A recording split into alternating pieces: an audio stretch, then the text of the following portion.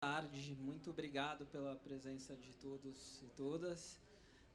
Para o IBGC é uma alegria poder compartilhar os resultados dessa pesquisa, que ela vem já coroando um trabalho de alguns tempos, de alguns anos já que o IBGC começou a defender já a causa do Pratique ou Explique. E agora, pelo segundo ano, já temos um resultado para trazer para vocês.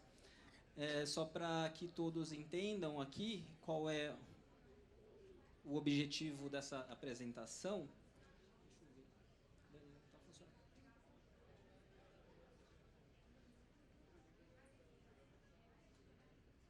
Desculpa, a gente falhou aqui o apontador.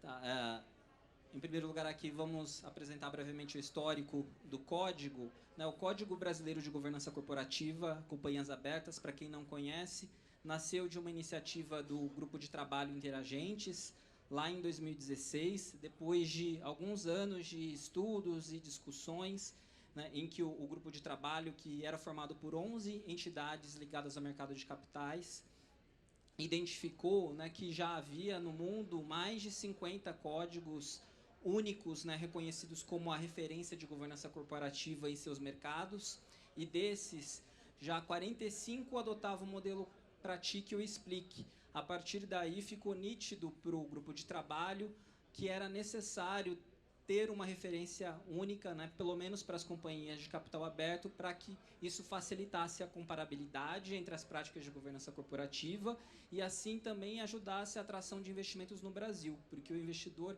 teria uma referência única na qual ele pudesse colocar as empresas numa mesma mesa, não só as empresas brasileiras entre si, mas também poder comparar as empresas brasileiras com pares internacionais. Por isso foi feito já um levantamento desses códigos, principalmente 20 que poderiam ser como uma referência para o Brasil, e a partir deles foram selecionadas as 54 práticas do Código Brasileiro de Governança Corporativa Companhias Abertas. Logo depois disso, a CVM acabou adotando esse código na sua instrução 586, que inseriu o informe de governança, ou informe sobre o Código Brasileiro de Governança Corporativa Companhias Abertas, na instrução 480. No ano passado, foi o primeiro ano em que as empresas tiveram que apresentar esse informe, e no ano passado isso valia somente para as empresas mais líquidas, por isso que era uma amostra de 95 companhias, e a partir desse ano já todas as companhias categoria A da CVM passaram a divulgar um informe também. E o objetivo dessa pesquisa, do IBGC, em parceria com a EY e o Tosini Freire, é poder identificar a taxa de aderência das empresas às recomendações do código, poder comparar o desempenho também entre as empresas que preencheram no primeiro ano e nesse ano, para saber se houve algum avanço ou não, e poder também avaliar o desempenho dessas empresas que estão preenchendo pela primeira vez. Para vocês terem uma ideia, foram 338 companhias analisadas, elas atingiram uma taxa de 51,1% de aderência às recomendações.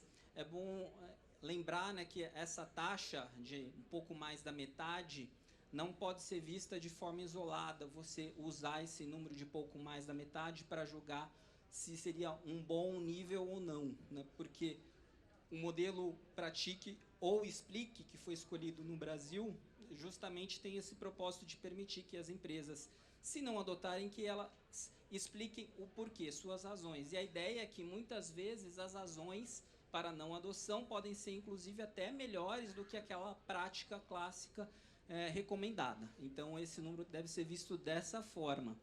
E você consegue observar que, entre as empresas do IBRX, houve uma elevação de 4 pontos percentuais na amostra de 2018 em comparação com agora de 2019. Isso é um sinal de que houve já alguma ação daquelas empresas que responderam pela primeira vez no ano passado e agora tiveram que fazer novamente esse preenchimento. E no Ibovespa também uma pequena variação.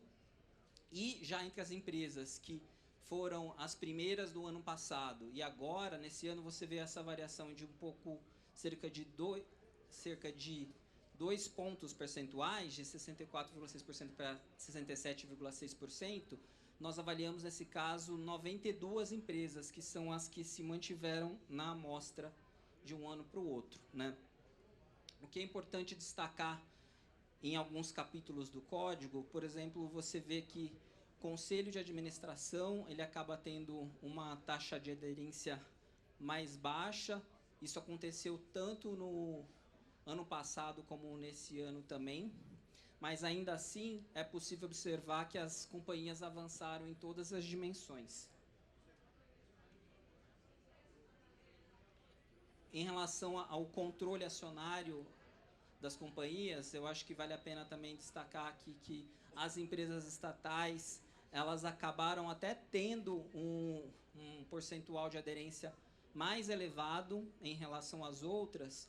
Isso pode ser explicado, talvez, pela necessidade de formalização de muitas práticas de governança corporativa das empresas estatais, em função da Lei 13.303, de 2016.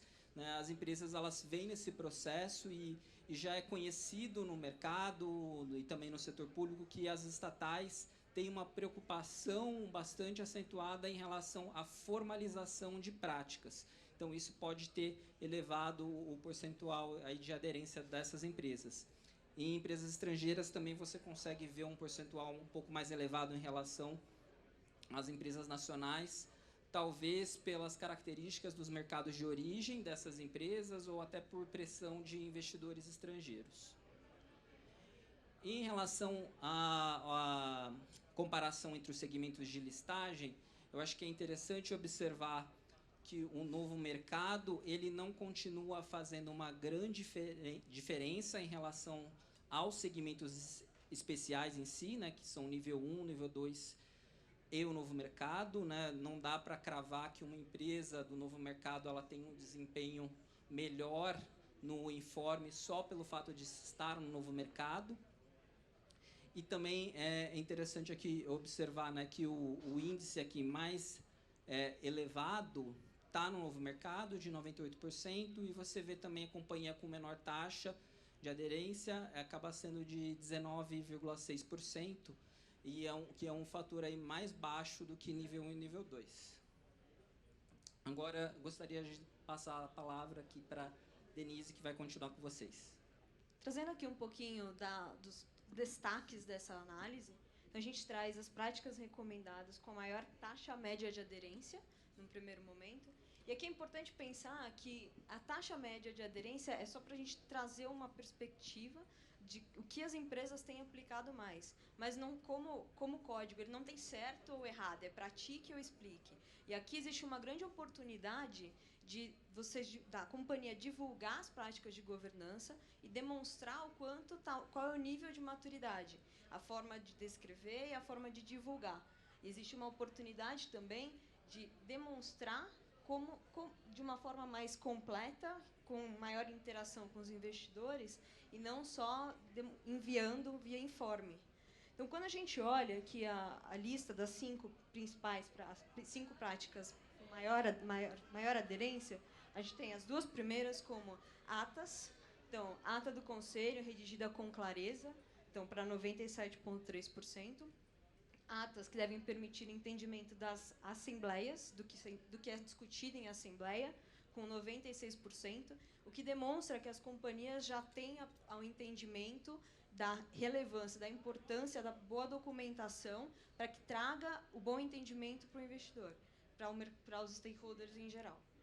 Em seguida, a gente tem que não deve existir uma reserva de cargos para diretoria ou posições gerenciais para indicação direta por acionistas, com 92,6%, que o diretor-presidente não deve acumular o cargo de presidente do conselho da administração e que as regras de governança da companhia devem zelar para a separação e definição clara de papéis e responsabilidades. E aqui demonstra também que as companhias estão cientes da importância da segregação de função entre diretoria e conselho.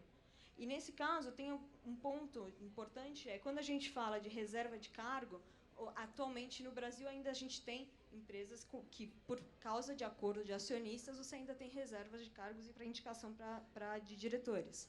Mas para você ver que 92,6% já reflete o quanto isso está ocorrendo no Brasil. E com relação às regras de governança da companhia, existe também uma oportunidade para ter um maior detalhamento do que a gente está falando de responsabilidade, não só o sim e o ou não parcial. Foi. Em seguida, a gente passa para as práticas com menor aderência. Então, aqui seriam todas as companhias que responderam que sim, que aplicam, porém, a menor aderência. Então, primeiro, a gente fala de estatuto social, que ele estabelece a composição do conselho de administração, bem como membros externos e independentes, então, 1/3 de independentes, com 15,7%, então, a menor aderência que a gente viu na análise, que a companhia tem que implementar um processo anual de avaliação de desempenho de conselho e de comitês, com 17,8%, que o Conselho de Administração deve aprovar uma política de indicação que estabeleça o processo de indicação para o Conselho, com 19,8%, e falando também sobre o Comitê de Auditoria Estatutário. Então, aqui, como a gente fala, aqui ele fala do estatutário, mas Comitê de Auditoria como um todo. Então, falando sobre qual é a composição do Comitê de Auditoria, membros independentes, expert financeiro. E o que chama a atenção nessas 4 primeiras que eu comentei é que elas estão ligadas à agenda de pessoas. Então, de que forma as companhias estão avaliando a agenda de pessoas, de que forma existe uma avaliação do conselho e do comitê para assegurar ou para buscar que os desafios do negócio no mundo de transformação, com um contexto competitivo completamente diferente a todos os dias, de que forma a companhia está estruturada para conseguir suportar a tomada de decisão, pensando em governança corporativa.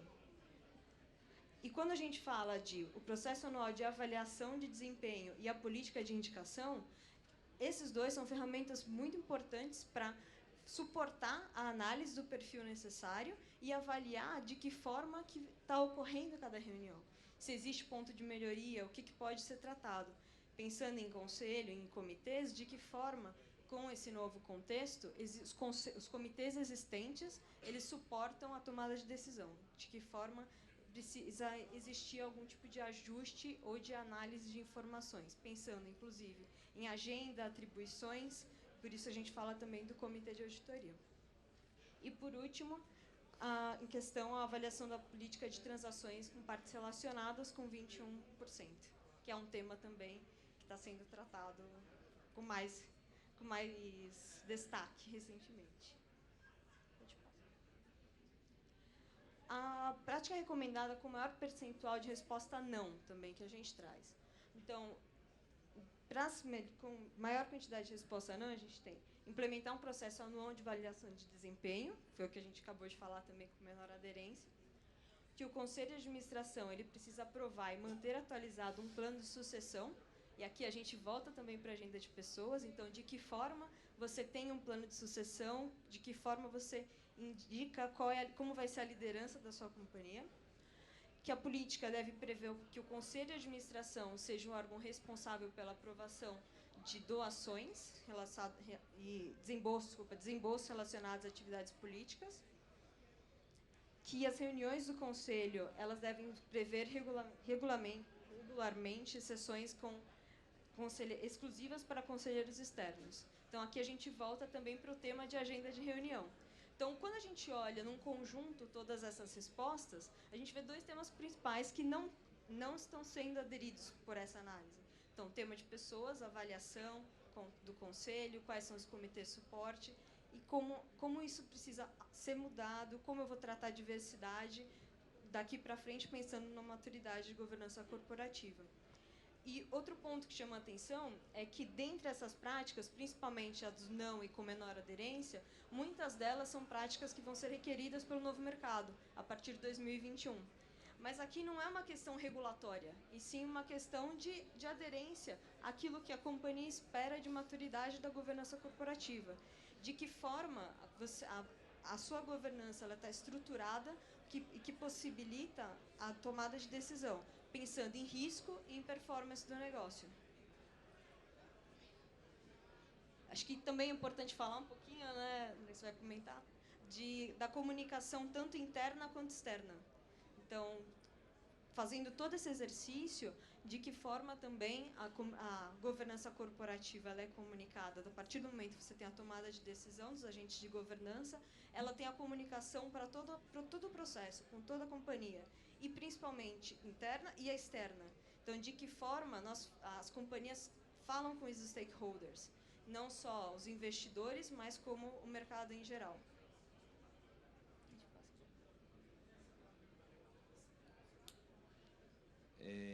O grupo tentou ensaiar algumas reflexões, mas nós vamos ter um tempo para abrir para a plateia também fazer algumas perguntas, para a gente bater bola aqui.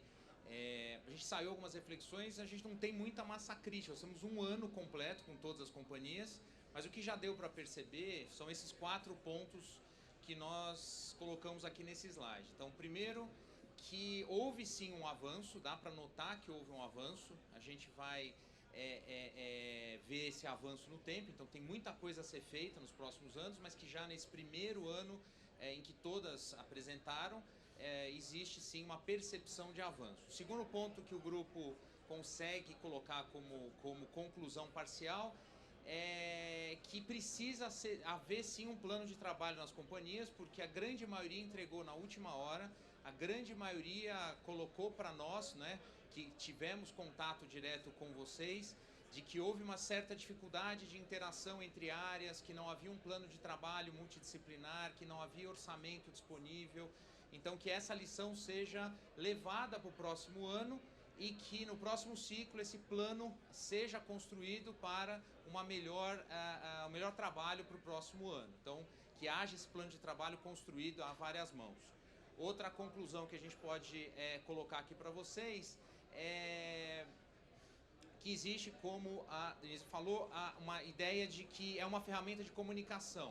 Existe sim, quem mais gostou desse processo, que externou para nós, foram as áreas de relações com investidores, que muitas vezes não tinham como se comunicar, às vezes tinham receio de colocar algumas questões, e muitas vezes o jurídico se colocou numa situação, não vamos nos comprometer com alguns pontos sendo colocados. Então, existe aí uma novidade que esse modelo pratica e explica, que é um exercício de reflexão, que nos força a essa comunicação diferente nesse momento. Então, é um exercício contínuo de evolução e mostrar à sociedade. Então, use como ferramenta de comunicação, como uma estratégia, não só como um cumprimento de uma regra regulatória. E o último ponto que nós estamos colocando aqui é que, apesar de haver o novo mercado, nível 1, nível 2, parece que existem melhores práticas de governança, não é o que os números estão dizendo claramente. Então, quem lembra, nos anos 2000, quando foram criados os níveis de listagem, era mais um checklist, não era um exercício contínuo. Hoje, com o mapeamento sendo feito, nós vamos chegar à conclusão, talvez, de que algumas companhias ou não mereçam estar ou que chegaram numa situação de zona de conforto. Então, nós vamos conseguir ver a governança real de algumas companhias. Isso parece ser um subproduto desse exercício e, por que não, uma provocação para aquelas que podem avançar e outras, aquelas que têm boas práticas e não conseguem comunicar. Então, enquanto o novo mercado, nível 1, nível 2, os segmentos de listagem são foto, esse exercício é um filme que pode ser visto ao longo do tempo. Então, são algumas reflexões que o grupo conseguiu colocar aqui para vocês. Então, esse é um desafio que nós temos aí para o próximo ciclo e a gente vai ter agora um tempo para a plateia fazer questionamentos e a gente poder interagir. Queria agradecer, temos aqui o Tobias, a Agnes, o nosso grupo de trabalho aqui, que a gente não fez aí os agradecimentos a todos que participaram. Vocês têm um encarte aí com toda essa apresentação em detalhes aí para todos poderem refletir junto com a gente. Mais uma vez, obrigado por estarem aqui. Como é que nós vamos fazer? Volta para plateia. Por favor, pessoal, só digam, por favor, o nome e a instituição que representam para facilitar.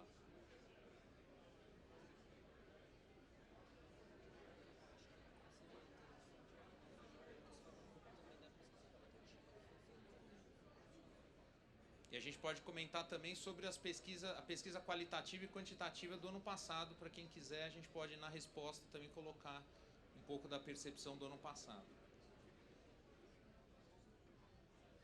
Já que a plateia está tímida, eu começo. Obrigado. Muito obrigado. Helder é meu nome.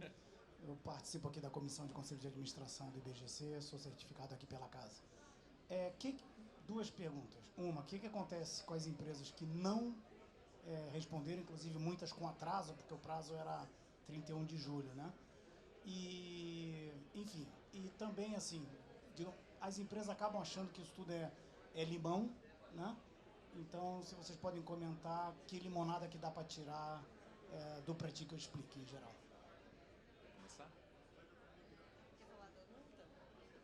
Bem, tecnicamente falando, há uma multa para quem não entregar, né? Mas a gente tem participado de alguns eventos com representantes da CVM e Bolsa que sinalizam de que é um primeiro momento e vai ser observado o comportamento, aliás, como toda nova regra. Então, a taxa de entrega foi alta, né? Como vocês viram. Então, a sensação é de que algumas vão entregar meio atrasado. O nosso corte aqui nós tivemos que fazer umas atualizações várias vezes para chegar no número final aqui, porque algumas entregaram depois de 31 de julho de fato. Mas deveria ter alguma punição nos próximos anos, é o que a norma prevê. Mas deve ter um certo respiro, como toda nova regra da regulatória deve ter, né? Não sei se você pode comentar um pouquinho das entregas, como foram feitas. Né? Acho que a segunda parte da tua pergunta é sobre como fazer desse limão uma limonada, né? O que aqui é um grande ponto importante de que forma, como as empresas podem trabalhar com essas recomendações todas, pensando na melhoria da maturidade de governança, e não tratar isso como um regulamento ou como algo by the book que precisa ser seguido. Então, é realmente um exercício conjunto e multidisciplinar, que você dá ownership para cada uma das áreas e que elas entendam que a importância de cada uma daquelas práticas. Porque muitas vezes, no dia a dia, na governança corporativa, a gente não para pensar cada um desses temas. Então, é realmente, apesar de ser algo extenso, é realmente um exercício importante e é uma oportunidade de pensar em longo prazo, em pensar em oportunidade de melhoria, em priorização e o que pode ser tratado ano a ano. E também de se comparar, porque hoje a gente tem uma base grande disponível para comparação. Então, de que forma a sua prática realmente ela está aderente ao seu negócio e até onde ela pode melhorar. E tem algumas situações que dependem da Assembleia, tem algumas situações que dependem do Conselho e tem algumas coisas que não dependem nem de um nem de outro. Então, separar as oportunidades com um plano de trabalho, o que dá para fazer no ano 1, no ano 2. Então, a gente tem visto algumas conversas inconvenientes na mesa. Olha, isso dá para melhorar, o ano que vem a gente... E tem algumas situações em que, olha, esse conselho não quer tocar nesse assunto, então que fique para o próximo. Mas que o assunto foi tratado, acho que isso é importante, a reflexão não sair da mesa. E muitos desses temas a gente tem... Se não explique, né? Então, por exemplo, não fiz tal assunto, não tenho plano de sucessão. Esse tipo de resposta, faremos nos próximos 24 meses e tal. É bom, é ruim, é ok? Como é que é isso? Houve alguns casos, não necessariamente para essa pergunta, né, que na análise qualitativa que foi feita já ao longo do primeiro semestre desse ano, que nós divulgamos em março, se não me engano, o que foi percebido é que intenções futuras não é algo muito frequente. Você não encontrou esse tipo de resposta nas explicações. A ideia, a expectativa era que houvesse mais, que aquelas empresas que realmente tivessem a preocupação em adaptar a sua governança para atender, se ela tinha alguma intenção mesmo, eu acho que as empresas se precaveram para não colocar um compromisso que elas não pudessem cumprir. Então, elas tiveram uma atitude mais conservadora. Mas o André ele tem apontado um lado também, que talvez pudesse ser também uma chance para a empresa sinalizar o que ela busca no seu horizonte. Né? Então, é lógico, você não vai poder colocar nada daquilo que você não pode cumprir de fato. Mas se você tem a intenção, né? Se você planeja adotar de verdade aquela recomendação, por que não colocar isso de forma pública? E o formato, né, André, de como divulgar isso? Tem. E aí a sugestão é que você use como ferramenta de defesa também. Porque se houver uma contestação futura do como você pensa a governança, Esse é o seu documento principal. Ele vai, com o tempo, substituir os demais que estão aí disponíveis. Ele é a síntese em movimento do que você pensa sobre governança. Então, tecnicamente falando, será o primeiro a ser usado em caso de contestação de algum dever fiduciário de algum administrador, de algum dever de um controlador que for colocado sob suspeita. Então, fazendo bem feito essa tarefa de casa, talvez o seu exercício futuro seja mais simples. Então, é isso que a gente tem dito, olha, fazer isso como um check box ticking puro, como era antigamente, você está perdendo uma oportunidade. Acho que podemos fazer dessa limonada uma boa limonada. Então é amargo, mas funcionar. Aliás, vários pontos do informe é quão efetiva é a sua governança. Não o que você tem, mas o quão efetiva ela é. Então a pergunta é, ok, você quer ter, então faça um plano de trabalho de implementação. Então talvez não é ter a política agora, mas criar um projeto para tê-la no futuro. Então a resposta talvez seja, monte um planejamento de médio e longo prazo, mas não faça por fazer, né? Exato. E na análise qualitativa, a gente viu também que muitas companhias disseram que fariam as políticas, mas por causa do novo mercado. Então, por causa de 2021, então muitas começaram a trabalhar já agora. Então, também tem esse viés mais eu não vou responder regulatório. agora porque eu tenho prazo, né? Exato. Volte em 2021 que eu te respondo. Quase isso. Boa tarde, eu sou Daniela Maciel, do Diário do Comércio de Minas Gerais. A gente da economia precisa fazer comparações. Vocês explicaram que o número é um número complexo, que ele não é simples, não é metade das companhias fizeram tais práticas. Mas mesmo assim eu vou insistir. Como que a gente compara? Como que a gente explica também para as empresas que não participaram ou que vão vir a participar? Por que é importante? A gente consegue comparar, por exemplo, com outros mercados parecidos com o brasileiro, que tenham o mesmo modelo? Em que pé, afinal de contas, as nossas empresas estão? Boa pergunta. Primeiro, essa já é uma versão simplificada do que existe no mundo, tá? É o que tem para hoje, a versão nossa, né? Ela já é uma versão simplificada de quase 1000 práticas identificadas na história. Então, a gente já está fazendo algo, versão brasileira Herbert Richards, tá? Uma coisa bem simplificada. Mas talvez a gente tenha feito numa época em que o Brasil não esteja tão bem assim. Então talvez seja essa a provocação. Porque logo agora. Mas talvez seja a resposta, seja a diferenciação, talvez seja no momento em que todos estejam, no momento em que precisamos de diferenciar. Talvez a gente não tenha benchmarks, que a pergunta é excelente.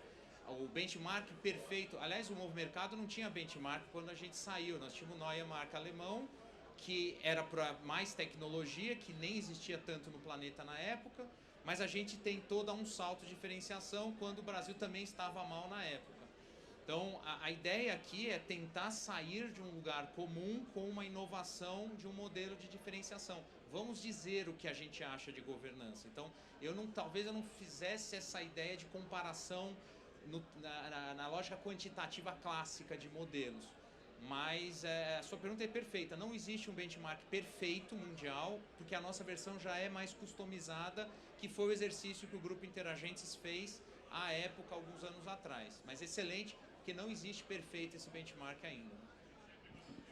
Para fim de comparabilidade também, eu acho que é importante lembrar só do propósito do formato desse código, né? Quando ele foi feito, ele foi pensado para que os investidores pudessem comparar as práticas das empresas de um mesmo setor, principalmente entre elas. Mas aí, quando você quiser comparar com uma empresa par, mais estrangeira, o ideal é que você compare a prática em si, não a aderência a um código, porque o código é diferente de cada mercado. É muito difícil, por exemplo, você comparar o resultado da pesquisa quantitativa do Código Brasileiro com o grau de aderência às práticas do Código Britânico, por exemplo. Lá o percentual hoje é muito mais elevado, mas não significa necessariamente que as práticas sejam melhores, mas que já existe essa prática desde 1992, isso já foi tão sedimentado no mercado que as empresas naturalmente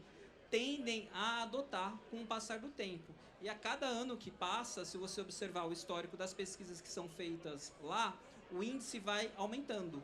né? Então, mas é difícil, porque eles já estão muito mais à frente em termos de consolidação do código. Então, aqui a gente sai com um patamar mais baixo em termos de aderência, mas é esperado que com o tempo isso vá aumentando.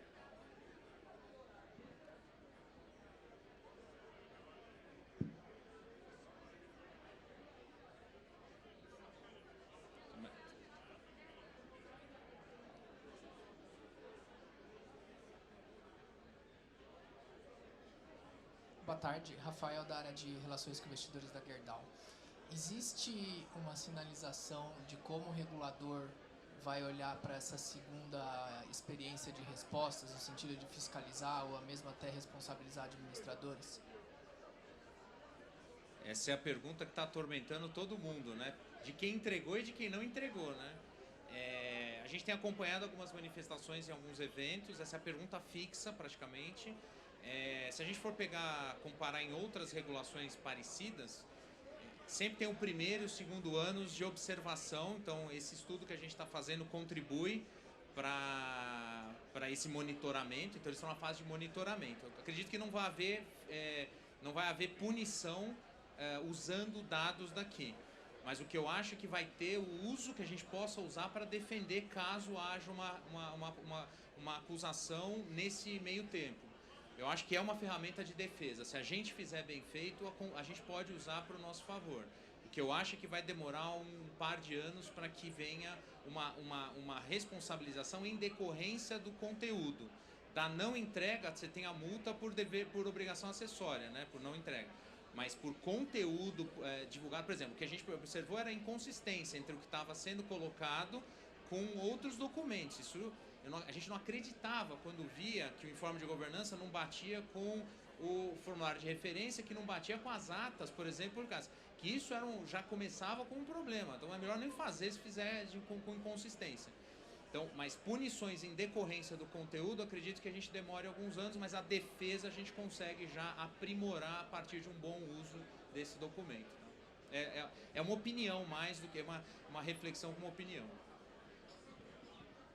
Eu gostaria só de complementar um pouco essa resposta do André, é que a gente sempre se lembra do regulador, mas no caso do Pratique ou Explique, talvez tenha um papel ainda mais importante ao próprio investidor.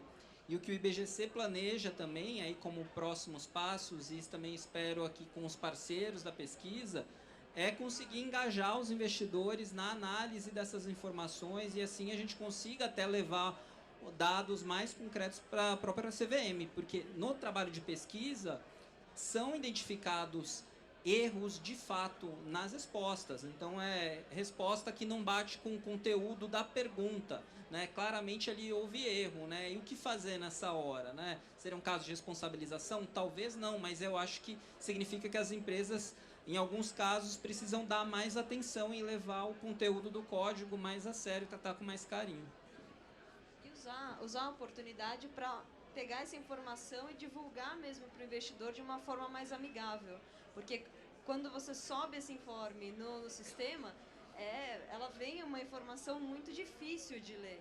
Então, usar essa informação de uma forma mais clean, mais amigável, para que o investidor entenda realmente o esforço que cada companhia está fazendo para melhorar a governança corporativa. Daniel, da JBS. A minha pergunta é bem nessa linha. Vocês que analisaram vários dos informes, eu não acho friendly ali para ver, não sei se é tão funcional. Queria ouvir a opinião de vocês em relação a isso e mesmo para ajudar as companhias a padronizar os textos, porque cada um explica e justifica de um jeito. E aí fica muito difícil a comparabilidade. Se tem alguma coisa no sentido de, olha, vamos lançar falar com o regulador e falar, ó, é isso que a gente quer ver. A gente quer ver um link para a política. Ou não, a gente não quer ver o link para a política. Esse tipo de coisa que acho que vai ajudar a ter todo mundo a ter um norte. Então, esses dois pontos. Realmente, Daniel, assim, o link é sempre com um link para a política ou um link para o formulário de referência. Então, realmente, essa análise ela não é muito fácil de fazer para todos. Tem muitas companhias que escreveram e detalharam realmente, mas grande parte fez link, fez esse tipo de comparação. E isso dificulta bastante a análise, não só para a gente, mas principalmente para o investidor, né? E o outro extremo, tem gente que acha que é uma tese de doutorado com nota de rodapé e vai no limite do campo e aí realmente testa os limites do sistema. E aí a gente tem que dar uma dosada porque realmente a comparabilidade fica prejudicada. Vamos ter, a gente já ouviu, não vou lembrar quem falou nos eventos, mas era da Bolsa, já está sinalizando que já está sugerindo simplificações nos campos para que a gente tenha mais rapidez de visualização. Então, links, por exemplo, também não dá para ser vide é formulário de referência. Então, aí você tem que procurar... Então, Vide assim, seção 5. vide seção 5. Vide está na lei. Tem coisas muito simples, mas também não pode ser nada muito fantasmagórico ali. Tem que calibrar. Esse aprendizado, acho que para o regulador também. Não é só pra gente. Responder tudo que foi perguntado, todas as partes da recomendação. Então, tem muitas recomendações que tem 4 itens. E muitas vezes a gente vê a companhia respondendo sim, estou aderente, e justifica falando de um item só. Então, então isso dificulta também. Acabou o nosso tempo.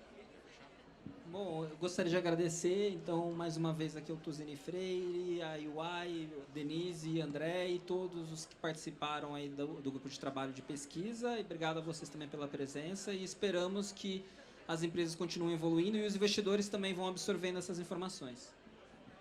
Obrigado.